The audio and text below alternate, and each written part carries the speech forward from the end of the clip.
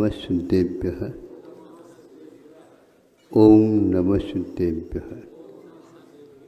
अहिंसा परमो धर्म की, आचार्य गुरुवर श्री कुंद कुंद भगवान की, आचार्य गुरुवर श्री ज्ञान सागर मुनि महाराज की।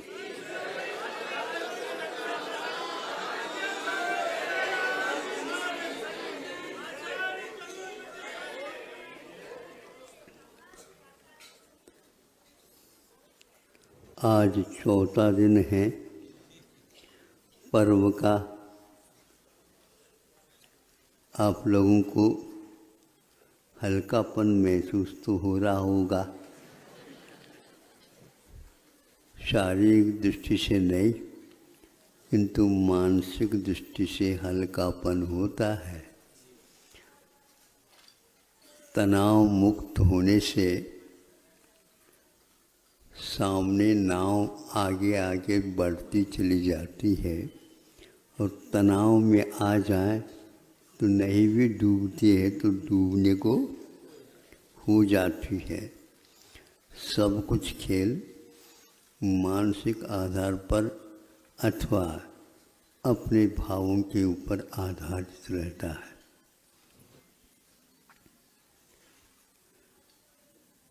अंत में आप लोगों को भी ये उसी आश्रम में प्रवेश पाना है जिस आश्रम को प्राप्त करके वर्धमान स्वामी ने भी अपने जीवन को वर्धमान बनाए।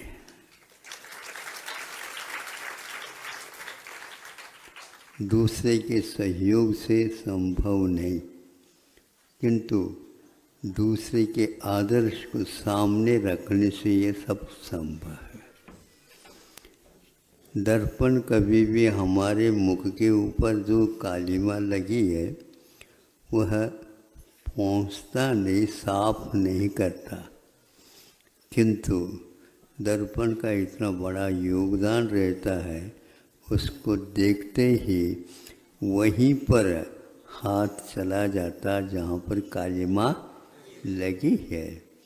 यह दर्पण का हम लोगों के लिए सहयोग है। प्रभु हमारे लिए कुछ देते नहीं, लेकिन ऐसा देते संकेत यदि हम समझ ले तो बहुत अच्छा है। आज देवों का प्रकरण आपके सामने आया है। कुछ देव ऐसे भी होते हैं जो ऊर्ध्व लोक में न रह करके आप ही लोगों के पास रहते हैं। उनकी संख्या असंख्यात है और आप लोग इन्हें गिने मिलते हैं। अभी आप ही देख लो, यदि थोड़े भी कमी कर दो तो आपको ठीक ठाक कर देंगे वो। इसलिए हमेशा हमेशा उनका भी आप मान सम्मान करते रहिए। निस्सही निस्सही और असही असही। हम जा रहे हैं यहाँ से, आपके लिए व्यवधान हो गया, क्षमा चाहते हैं। हम यहाँ पर कुछ समय के लिए रहना चाहते हैं, आप हमारे लिए अनुमति देंगे ऐसा विश्वास है। इस प्रकार आते समय में भी जाते समय में भी यह हम लोगों के लिए आज्ञा है आगम की। इसी प्रकार यहाँ पर 3-4 महीने के लिए हम आए हैं, तो यहाँ के देवी देवताओं को भी पूछना और इत्यादि स्थापना के समय पर हमने ये सब बातें कर दी थी। जाते समय में भी हम कह देंगे कि अब हमारा चातुर्मास यहाँ से उठ गया है, तो हम जा रहे हैं। साथ होने वाले हैं तो हो जाओ।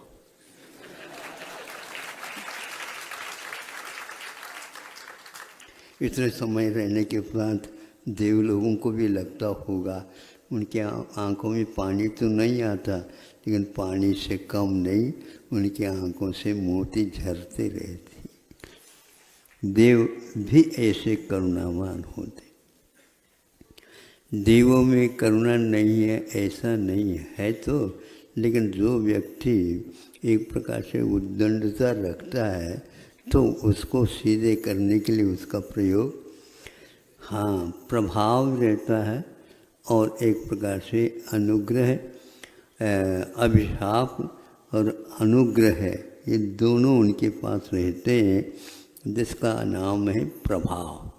दुष्प्रभाव भी हो सकता है और सद्भाव भी हो सकता है। कितनी अच्छी बात कही। अभी आपके सामने एक किसान की सेवा करता हुआ हमने नाम तो हमने भी बहुत बार सुना था, लेकिन नाम से नहीं, वैसे नाम वाले कई होंगे, लेकिन कर्म की अपेक्षा से हमने उनका नाम अपने आप ही रह गया। तो वो कर्म क्या है, ये बहुत अद्भुत है। 75 वर्ष लगभग होने को हो गया। प्रतिवर्ष नहीं, 5 वर्ष के बाद यहाँ पर संविधान के अनुसार चुनाव होते हैं। उन्होंने भी चुनाव लड़ी नहीं थी, चुनाव के लिए खड़े थे। नहीं समझे? लड़ना तब होता अनेक प्रकार के लोभ प्रलोभ दे करके लोगों को अपनी ओर आकृष्ट करने के लिए उन्हें लोभ दिया जाता। क्या क्या देते हैं तो आप ही जानो, क्या लेते हैं आप ही जानो। इस प्रकार आपके मतदान उनको दिए जाते हैं, किंतु किसी को मालूम नहीं कि मतदान किसको किसने दिया। नहीं समझे? लेकिन दिल को तो ज्ञात है ही। तो दोनों तरफ से कई लोग नोट के बंडल ले लेते हैं और हाँ बिल्कुल ठीक है, हमें भूलना नहीं है। कहाँ, आपको कैसे भूल सकते? तो ऐसे मिसाल ये भी है, लेकिन ये ध्यान रखो, आज तक हमने नहीं सुना, चाहे वह दिल्ली हो, चाहे वह मुंबई हो, चाहे वह मद्रास हो, चेन्नई जिसको बोलते हैं, कलकत्ता हो, कोई भी हो, ऐसा आज तक सांसद या विधायक नहीं सुना। लेकिन ये एक उदाहरण है। इनको हमने सुना इसलिए कह रहा हूँ, इनको मतदान देने वाले पैसा भी देते थे और मतदान भी देते थे। आपने सुना क्या? ये बात है बिल्कुल कि वोट तो देंगे, आप खड़े हो रहे हैं इसलिए आप तो जीतेंगे ही, लेकिन आपके लिए, क्योंकि इतने दिन है घर बार छोड़ करके आप काम कर रहे हैं, तो इतना तो आपको दक्षिणा हमारी लेते जाओ। ऐसे पुरस्कार शायद ही किसी को मिल सकता है, और इसको उदाहरण के रूप में इन्होंने रखा है। बहुत अच्छा लगा कि यहाँ आए हैं, लेकिन किस उद्देश्य से आए हैं हमें अभी ज्ञात नहीं है। नहीं समझे? देश के अनुसार उद्देश्य बनाना चाहिए, देश के अनुसार ही वेश बनाना चाहिए। विदेशी वेशभूषा में आ गए हो, किंतु यहाँ की पहनाव को थोड़ा सा याद रखो। यदि आप चुनाव में आगे भी खड़े हो जाना चाहते हैं तो वह पजामा इत्यादि की न ले करके अच्छे ढंग से कमर कस करके धोती पहन करके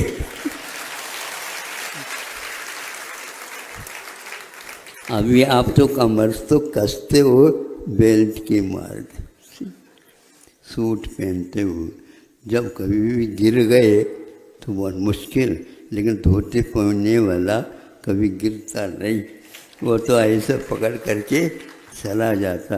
गांधी जी को ये बहुत प्रिय था।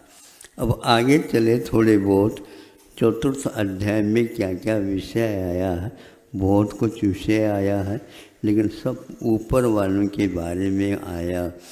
सारे ऊपर ही रहते ऐसा नहीं है।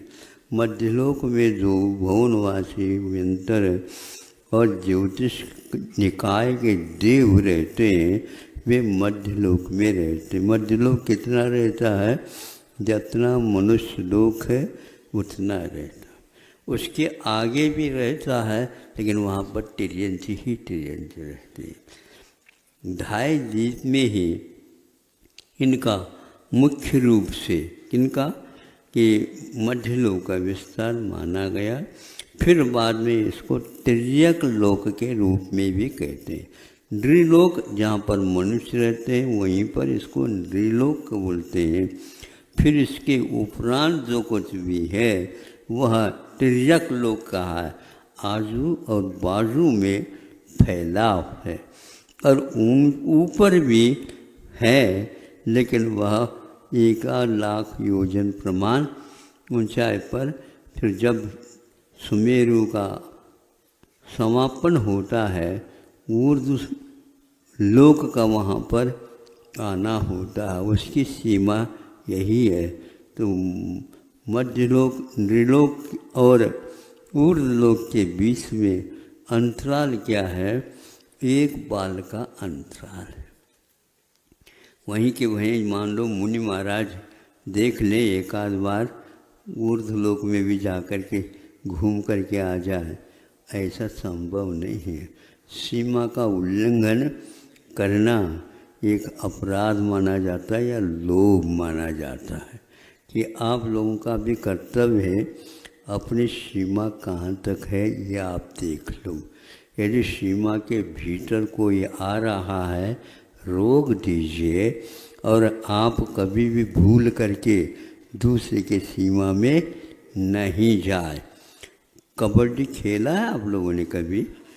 कबड्डी खेला नहीं तो देखा तो होगा। एक अपने घर छोड़ करके दूसरे के घर में जा करके उन व्यक्तियों को पछाड़ करके वापस आता है। यदि मान लो वह किसी को पछाड़ता नहीं, उनको छूता नहीं है, तो वह पकड़ में आ जाए। आज ये नियम नहीं है लेकिन आता है, उसके लिए कवर कर देते हैं तो बीच में फंस जाता है। लेकिन ऐसे भी कबड्डी खेलने वाले होते हैं, ये उन सब को पार करके अपने सीमा को छू लेते हैं। जितने व्यक्ति उनके साथ छुए हैं वो सारे आउट हो जाते हैं।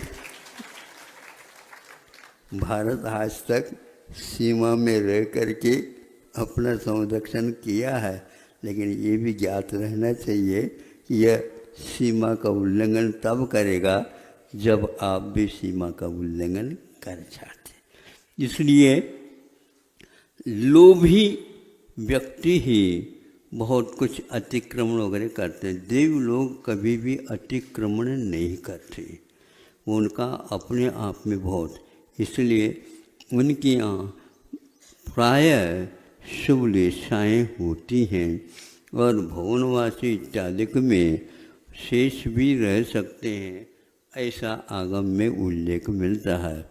एक आगम में उनमें भी शुभ लेशा होती है, किंतु अपर्याप्त काल में शुभ लेशा नहीं अशुभ लेशा भी होते हैं, ऐसा उल्लेख मिला। इसमें एक तोड़ है परे प्रविचारा, एक शब्द आता है जो कल्पोपन्न और कल्पातीत देव हैं, जहाँ से ग्रैविक अनुदिश्य पंच अनुत्तर विमान आते हैं। उनमें देव हमेशा हमेशा शुक्ल लेशा वाले होते हैं और परम शुक्ल लेशा वाले भी ऊपर और अंत में हो जाते हैं। किंतु यह प्रविचारा का जो अर्थ लिया है कि वेदना दुख प्रतिकार है, प्रविचार है दुख का प्रतिकार करना। वो कौन सा दुख है? तो यह है, इसी को बोलते हैं वासना प्रविचार है। यह वासना के कारण ही ऐसा होता है। वासना प्राय करके काम को ही कहते हैं, ऐसा नहीं है। वासना का अर्थ पंचेंद्र के विषयों का एक पकड़ होता है, एक आकर्षण होता है, उससे दूर रहते हैं तो नीचे वाले कम करते करते करते ऊपर की ओर चले जाते हैं। 16 स्वर्ग तक इनका विभाजन बहुत अच्छे ढंग से संक्षेप से किया गया है। सर्वप्रथम कायक प्रविचार को रखा है, मनुष्य, तिर्यंज और कुछ देव भी, ये सब कायक प्रविचार में आ जाते हैं। किंतु ऊपर ऊपर के स्वर्ग जो आ गए उनमें एक एक इंद्रिय का विषय घटाते हुए चले जाते हैं। छू करके ही दुख का प्रतिकार कर लेते हैं या वासना का प्रतिकार कर लेते हैं। फिर इसके उपरांत देख करके भी करते हैं, फिर शब्द के सुन करके भी करते हैं, और अंत तो घटवा मन में मात्र उनको याद करके करते हैं। हमारे कर्म का बंधन मन के द्वारा विषयों को यदि याद करते हैं तो बंधन होता है, गाढ़ बंधन भी संभव होता है। किंतु मन के माध्यम से जो वासना को जीतने वाले हैं उनका स्मरण करते हैं तो असंख्यात गुणी निर्जरा होती है। आपको क्या चाहते हैं? निर्जरा। जरा तो आ गई, बूढ़ापा तो आ गया है, वहाँ से थक करके यहाँ पर आ गए। मैं सोचता था कोई जवान आ जाता है तो अच्छे ढंग से काम लेते हैं, लेकिन आपका ही काम करना पड़ेगा हमें। कोई बात नहीं, इस ओर आ गए। ये भी बहुत है कि निर्जरा को याद तो कर रहे हैं जरा अवस्था में, थोड़ा सा भी याद कर लो तो भी प्रभु भजन से हमेशा हमेशा कर्म की निर्जरा होती है। एक बहुत अच्छी बात कही, 5 इंद्रियां तो हैं लेकिन मन को इंद्रिय नहीं कहते हुए सुख का अनुभव अथवा दुख का प्रतिकार इन्होंने मन के माध्यम से भी किया है। इससे स्पष्ट है कि मन को इंद्रिय कहते हुए भी उसको अनिंद्रिय अथवा ईषत इंद्रिय, अंतरंग आदि आदि कहा है। पंचेंद्रिय के विषय मात्र सारे के सारे बंध के कारण होते हैं, किंतु मन में जो विचार आता है, किंतु ध्यान रखना पंचेंद्रिय के द्वारा कभी भी स्वाध्याय आदि नहीं कर सकते, किंतु श्रुत ज्ञान के माध्यम से जो श्रुत क्या किसका विषय है? मन का विषय श्रुत को स्वीकारा है। मन का विषय श्रुत का, पंचेंद्रियों में इस प्रकार श्रुत का कभी भी ज्ञान नहीं होता। इस माध्यम से यदि आप श्रुत के अनुसार चलते हैं तो बहुत कुछ कर्म की निर्जरा कर सकते हैं। ये श्रद्धान का विषय हो गया। और भी इसमें कई विशेषताएं हैं। इस तत्वार सूत्र में उन्होंने प्रतीन्द्र को कहीं स्थान नहीं दिया, टीका के ग्रंथ में तो दिया है, किंतु प्रतीन्द्र न मान करके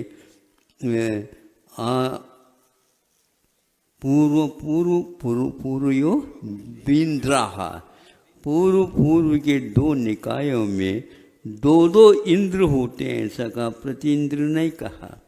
ये एक गाथा आती है प्रतीन्द्रों के लिए, तत्वार सूत्र की टीका इत्यादि में इसका उल्लेख, राजवार्तिक आदि में उल्लेख मिलता है। ये सारे इंद्रों का ही कथन किया है, किंतु प्रतीन्द्रों की कथा न की है। ये महा इंद्र भी बोलते हैं। तो हमारे यहाँ 24 तीर्थंकर भगवान की प्रशस्ति अंशलिका है, उसमें 32 देवेंद्र मणिमय मोड़ मत्त ही मैदानम एक पाठ आता है। तो 32 देवेंद्र होते हैं, देवेंद्र कुछ इंद्र बोलते हैं। उपेंद्र अथवा प्रचेंद्र आदि की व्यवस्था 100 को पूर्ण करने की अपेक्षा से 100 इंद्रों के द्वारा पूजित है। उसमें चक्रवर्ती भी आ जाता है और सिंह भी आ जाता है। तो इस प्रकार 3 देवों के द्वारा और मनुष्य और त्रियंशों के द्वारा जो राजा के रूप में स्वीकार है, उनके द्वारा पूजे जाते हैं। ये 100 हो जाते हैं। महाराज ने प्राचीन गाथा आपके सामने रखी है। हाँ, भवना में 40 है, ये सब लोग जानते हैं ना।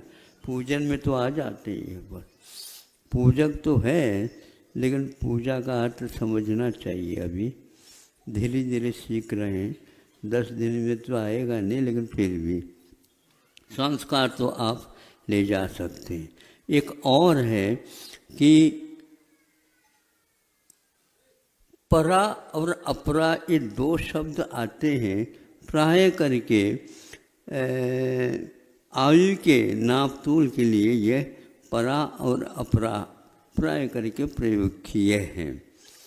तो परा मैंने उत्कृष्ट कहलाता है, और अपरा मैंने अपरा, यानी उत्कृष्ट नहीं है, उनको अनुत्कृष्ट कहते हैं। तो मान लो प्रथम स्वर्ग है या द्वितीय स्वर्ग है, उसके लिए कोई भी नियामक उन्होंने सागरूपम कहा। इसके आगे बढ़ेंगे तो यह अपरा हो जाएगा, और ऊपर का जो है परा हो जाएगा। इस प्रकार परा मैंने उत्कृष्ट, अपरा मैंने उत्कृष्ट नहीं, अनुत्कृष्ट है। उसको जघन्य नहीं कहा, समझाने के लिए उस सर्ग की अपेक्षा से वह जघन्य होता, किंतु अपरा का अर्थ होता है परा न, उत्कृष्ट नहीं है, वह अनुत्कृष्ट है। इस प्रकार नीचे जैसे जैसे आएंगे हम, वैसे वैसे अपने आप ही जघन्य क्या है हमें देखने को उपलब्ध होगा। 3 अध्याय में नारकियों के सब मेजरमेंट जो है नापतोल बताया। तो अब इसके उपरांत वहाँ पर एक छूट गया था, वह 4th अध्याय में आकर के जघन्य के रूप में आ गया। कहाँ पर जघन्य है? नरकों में अथवा देवों में जो होते 10,000 वर्ष वाले, ये जघन्य कहलाएगा। जघन्य उसको बोलते हैं जिसके बाद और जिसके नीचे कोई भी अब हिसाब किताब नहीं है, और उत्कृष्ट उसको बोलते हैं जिसके ऊपर कोई अब हिसाब किताब नहीं है। बीच में क्या है? बीच में यदि नीचे से ऊपर की ओर चले जाते हैं तो वह अजगन्य के रूप में सुनने में आएगा। 10,000 वर्ष जगन्य है, उसके ऊपर यदि मन प्रथम पृथ्वी इत्यादि में आप चले जाते हैं तो वह बढ़ता चला जाएगा। ये अजगन्य कहलाएगा, क्योंकि पहले जगन्य के लिए कहा था 10,000, चाहे देवों के यहाँ जाओ चाहे नारकियों में जाओ 10,000 आ जाता है। फिर ये नीचे नीचे और चला जाता है, 33 सागर तक वह चला जाएगा। यह उत्कृष्ट नहीं माना जाता, किंतु अजगन्य है। 7वीं पृथ्वी में जाकर जाने के उपरांत जो 33 आया है, इसको हम अजगन्य बोल करके उत्कृष्ट कह सकते हैं। उसके बाद कोई हिसाब किताब नहीं। इस प्रकार ये कहा, एक सूत्र आया है इसके लिए, कैसे कैसे ऊपर ऊपर अथवा नीचे नीचे। तो परतः परतः, पूर्वा पूर्वा, नंतरा। ये नंतरा जो अनंतरा शब्द है, यह अनंतरा शब्द का रहस्य हिंदी में खुल नहीं रहा है। इसको आप अच्छे ढंग से लगाने का प्रयास करो। अनंतरा का अर्थ जघन्य नहीं होता, किंतु अनंतरा का अर्थ न अंतरा इति अनंतरा। पूर्व और अपर, पूर्व के बाद आगे आगे के, इसके बीच में कोई गैप अंतराल नहीं है, इसका नाम न अंतरा अनंतरा है। इस प्रकार अपने को गिनना, 1 2, इसके उपरांत 4 5, 4 जो कहा यह अंतर को लेकर के हो गया। इस प्रकार द्वितीय पृथ्वी से तृतीय पृथ्वी यह अनंतरा कहलाएगी, तृतीय पृथ्वी से चौथी पृथ्वी यह अनंतरा कहलाएगी। इसी प्रकार स्वर्गों का भी हिसाब किताब। इसलिए आचार्यों ने परा अपरा जघन्यम इस प्रकार और अजघन्यम इस प्रकार ये गिनती के लिए ये सैद्धांतिक शब्दों का प्रयोग किया। ये यहाँ यहीं पर 4th अध्याय में और 3य अध्याय में इस प्रकार आता है।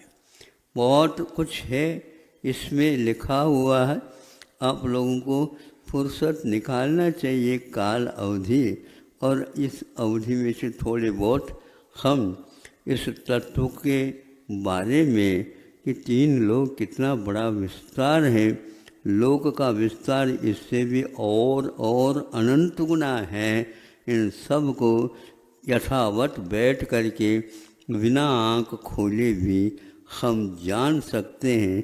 लेकिन पहले अपने आत्मा को जानने का प्रयास करें। बहुत अच्छा है ये नियमावली में आश्रम में उन्होंने प्रवेश पाने का अथक परिश्रम किया होगा, ऐसा नहीं होता, क्योंकि इतनी सारी उपाधियाँ थीं। लेकिन ये सब उपाधियाँ लौकिक हैं, समाधि हमारे लिए श्रेष्ठ है। उसको समझ करके उन ब्रह्मचारियों के बीच में वो रहे। हमें पहले परिचय नहीं था, बाद में ज्ञात हुआ महाराज ये ऐसे ऐसे हैं। तो मैं दिखता रह गया, दाढ़ी भी रख रखी है। अब कोई किसी प्रकार से सेवन ओखलाक भी नहीं और ये टोकलाक भी नहीं है, क्योंकि केस रोज करना अथवा उसकी साधना करना इनका ध्येय बन गया। ऐसे बहुत अच्छा है, आगे भी ये धीरे धीरे बढ़ने का प्रयास करेंगे। कुछ लोग इनमें से छिल्लक बन करके साधना वगैरह कर रहे हैं, और यहाँ पर भी उसी का अनुकरण करके यहाँ के लोगों ने भी यह उपक्रम किया। यद्यपि है गांव भी यहाँ पर है, तो सारे लोग आकर के इसमें सम्मिलित होने का प्रयास कर रहे हैं। और एक वर्ग रह गया है महिलाओं का, लेकिन वह हमारे वश की बात नहीं। उनमें है कितने किसको व्यक्ति को किस ढंग से व्यवस्थित करना। यदि वो व्यवस्थित करके 2-3 आ जाएं और हाँ हमारे लिए आप आशीर्वाद दे दो, हम संभाल लेंगे सबको। संभालना क्या, हम स्वयं संभलेंगे, वो भी संभलेंगे। सब मिल कर के हम धर्म ध्यान करना चाहते हैं। तो समाज हमारे लिए बार बार आकर के कहते हैं महाराज इस स्टेशन पर गाड़ी रुक गई, क्यों गई, इसको चालू कर दो। तो भाई हमारे हाथ में नहीं है। जब तक यात्री गाड़ी में बैठेंगे नहीं तो कैसे हम बैठाएं। और ज़बरदस्ती हम टिकट किसी के हाथ में देते नहीं। अब बिना टिकट भी यदि आप चढ़ना चाहें तो हम मना नहीं करेंगे, लेकिन आपको उतरना ही पड़ेगा, क्योंकि यहाँ की नियमावली ही ऐसी है। तो ये नियमावली आपको पसंद आ रही है? हाँ बिल्कुल, हाँ, ताकि वो घबरा सकते हैं भैया इनका क्या हो रहा है क्या पता। वहाँ पर कोई भी न्यूज़ यहाँ इधर आती नहीं बाहर। कैसे कभी घबराने की बात नहीं, बहुत अच्छी खुशी के साथ ये रह रहे हैं। ये बात अलग है कि हमारी खुशी तो लुट गई, ये लोग डबल खुशी मना रहे हैं, तो हम क्या कर सकते हैं। हाँ, वो तो हम भी तैयार हैं, लेकिन हम ऐसे तैयार नहीं हो सकते हैं। बिल्कुल, वो कोई भी व्यक्ति अगुवा नहीं होना चाहता, बहुत कठिन था। ये आप लोग यदि एकता रखेंगे तो ये आनंद आना मिला, ध्यान रखना, नहीं तो कुछ नहीं होगा। हाँ, ये जो शक्ति आई है एक दूसरे के कारण ही आई है। इसलिए वन की रक्षा सिंह से और सिंह की रक्षा वन से पूरक बनो। ये हैं, हाँ, बहुत दिन से आ रहे हैं। बिल्कुल बिल्कुल, सालों पुराने हो गए। हाँ, 1 महीने के हैं।